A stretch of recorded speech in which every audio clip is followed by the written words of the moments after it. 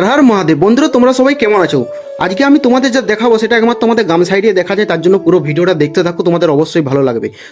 বন্ধুরা আমি আজ ভাড়া গিয়েছিলাম একটি গ্রামে, আর সেখানে গিয়ে দেখি যে হরিনাম সংকীর্তন হচ্ছে, আর সেই উপলক্ষে বারোয়ারি মেলা বসেছে। আর এই বারোয়ারি মেলায় থিম হচ্ছে ভগবান শ্রীকৃষ্ণের দশম অবতারের রূপ। আর এই গ্রামটি অনেকটাই বড়, তাই ভগবান বিষ্ণুর দশম অবতারের যে রূপগুলি আমার চোখের সামনে এসেছিল আমি সেগুলোই তুলে নিয়েছি ভিডিও করে। তো তোমরা ভিডিওটা দেখতে থাকো, তোমাদের অবশ্যই ভালো লাগবে। আর এইসব দৃশ্য একমাত্র আমাদের গ্রাম বাংলার দিকে হয়, শহর টাউন দিকে হয় না। তাই বন্ধুরা তোমরা পুরো ভিডিওটা দেখো। আর এখন দুপুরবেলা তো তার জন্য লোকজনের ভিড় দেখা যাচ্ছে না, কিন্তু রাত্রেবেলা এখানে প্রচুর ভিড় হয়।